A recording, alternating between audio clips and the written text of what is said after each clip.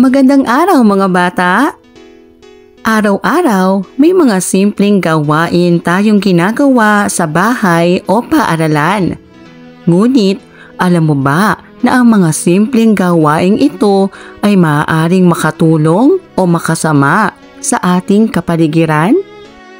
Ngayong araw, ating tutukuyin ang mga pansariling gawain na makatutulong sa kalikasan upang mapanatili itong malinis, ligtas at maayos. Si Liza at ang araw ng linis.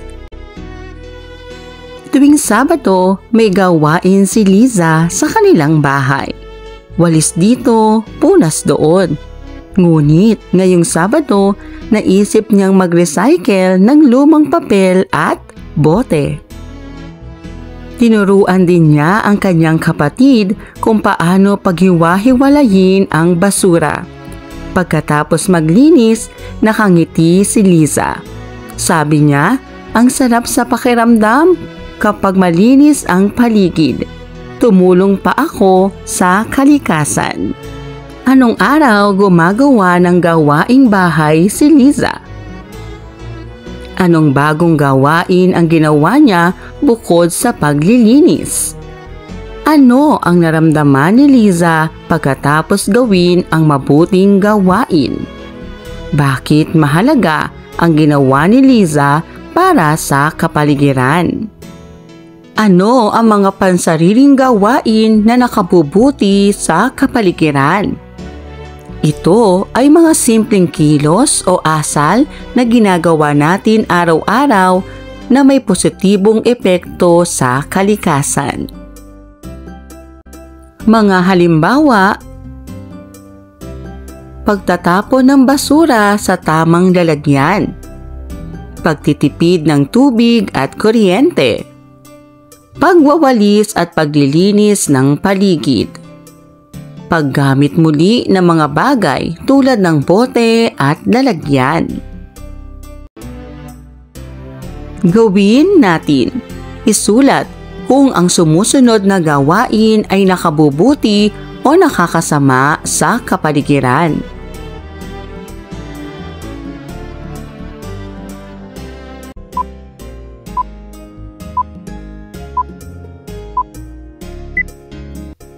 Pagsusunog ng plastic. Ito ay nakakasama.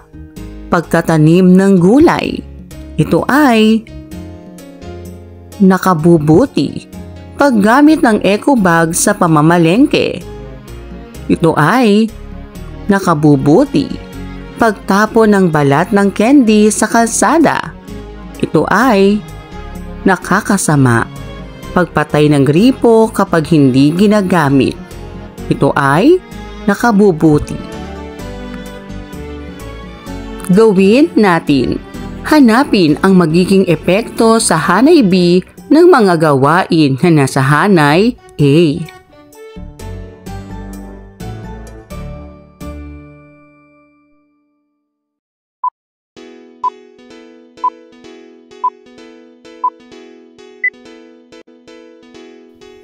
Pagtatapon sa tamang basurahan, paglinis ng kanal,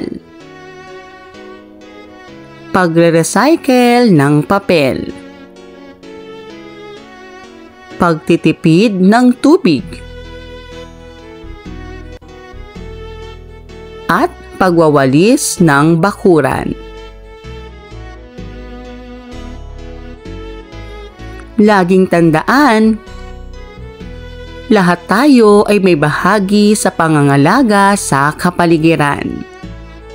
Kahit simpleng mga gawain gaya ng pagtatapon sa tamang basurahan, pagre-recycle at pagtitipid ng tubig at kuryente ay mahalaga. Sa araw-araw nating pamumuhay, maging responsable tayo upang mapanatiling malinis, ligtas at maganda ang ating kapaligiran. Gawin natin, piliin ang tamang sagot.